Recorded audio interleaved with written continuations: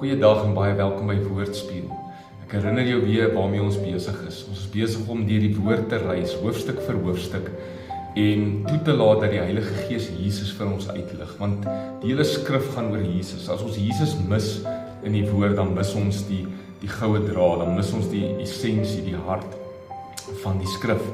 En dan wil ons toelaat dat die Heilige Gees ons transformeer sodat ons soos Jesus lyk. Want hy is nie net 'n voorbeeld vir ons om na te volg nie, maar hy is ook 'n voorbeeld van ons, wie ons geskep is om te wees.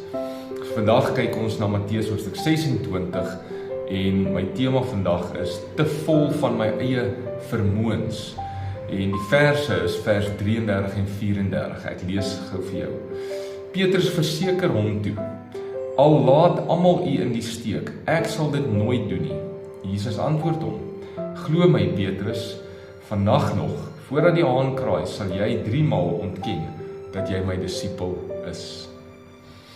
Jesus sê hierso vir sy disippels dat hulle uitmekaar gaan spat wanneer hy gekruisig gaan word, maar dat dit oukei is, want wanneer hy weer opstaan, sal hy hulle almal weer bymekaar trek in Galilea en hulle bekragtig vir die missie wat voorlê. Dit is God se plan en dit is God se manier. Petrus is egter weer voor op die wa en baie selfversekerd in sy eie vermoëns.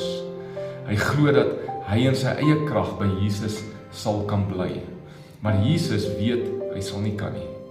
En omdat hy op sy eie krag staat maak, sê Jesus vir Petrus dat hy hom nie net sal verlaat nie, maar hy sal hom 3 maal verloon. Dit is dan ook wat gebeur het. Eers later, toe Jesus vir Petrus weer herstel het Petrus werklik geleer om op Jesus se liefde staat te maak, op die genade van God wat in hom aan die werk is en hom in staat stel om te doen wat hy moet doen en om nie op sy eie krag staat te maak nie. Ek is ook soms skuldig daaraan dat ek op my eie vermoëns staat maak en ek dink ek kan deur my eie krag, my eie dissipline, my eie effort kan ek vir Jesus iets doen.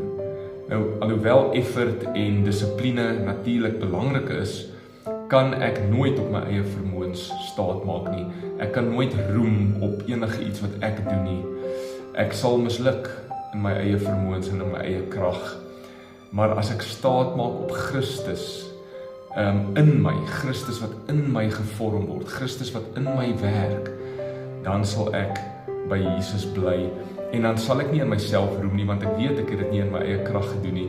Ek sal in dankbaarheid en aanbidding voor Jesus staan en hom al die eer gee vir dit wat hy in my doen en dit wat hy deur my doen. Kom ons bid saam. Jesus, ek kies vandag om nie op my eie vermoëns staat te maak nie, maar op u liefde en u krag wat in my werk.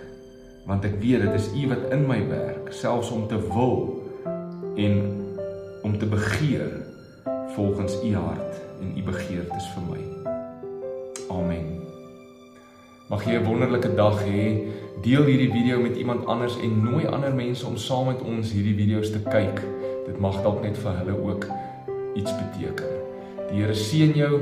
Geniet jou dag.